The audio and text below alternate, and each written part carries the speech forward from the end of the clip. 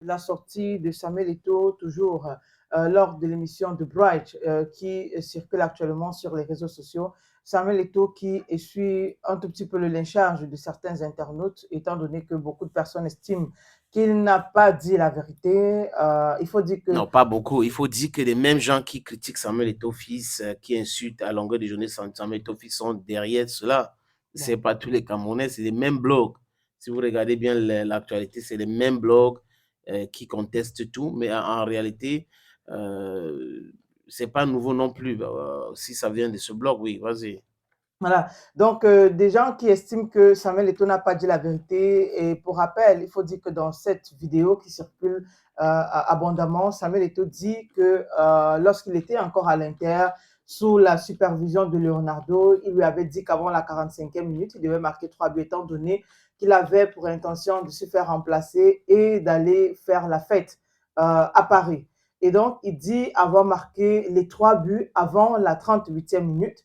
Et donc, on l'a remplacé naturellement. Il s'est retrouvé du côté de Paris pour faire ce qu'il voulait. Sauf que il y a des personnes qui sont allées fouiller et qui continuent d'ailleurs de fouiller et estiment que Samuel Eto'o n'a jamais marqué 3 buts consécutifs lorsqu'il était à l'Inter. Oui, mais j'ai vu un document sur l'intelligence artificielle qui affirme que Samuel Eto'o avait marqué le but. J'ai oublié le nom de l'équipe et que c'était bel et bien, mais c'était pas un match officiel qu'il avait marqué ce but-là. Oui, c'est bien qu'il a dit que j'ai dit à Leonardo qui était mon entraîneur, écoute Léo, Lina, l'aéroport de Milan, ferme à quelle heure?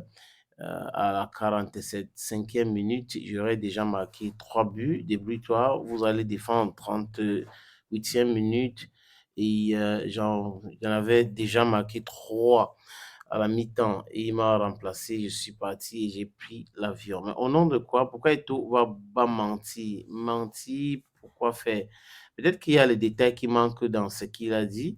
Mais honnêtement, je pense pas qu'il va faire une émission comme ça pour mentir parce qu'on sait très bien qu'il y a les archives. Donc, je pense qu'il est juste question maintenant de vérifier ça auprès de l'Inter de Milan.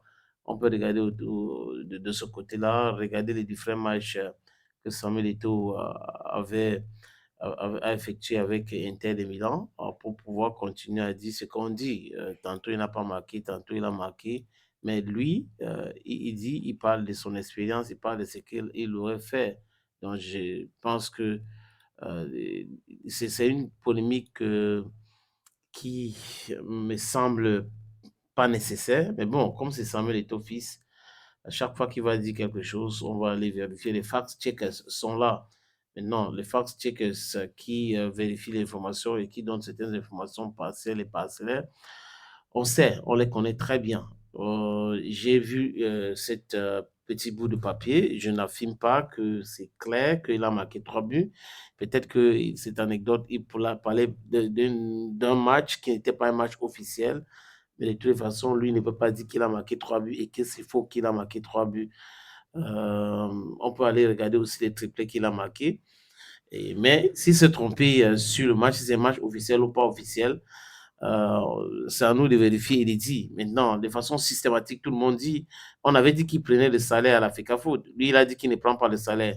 Et maintenant, les mêmes gens qui disaient qu'ils prenaient le salaire à la FECAFOOT disent maintenant que c'est la FECAFOOT qui paye son hôtel à Hilton. Après, non, ce n'est pas la FECAFOOT. Donc, en fait, on trouve quelque chose pour parler de Samuel Eto'o fils parce qu'on est beaucoup plus dans la distraction que dans la construction de quelque chose de clair, de limpide et de solide.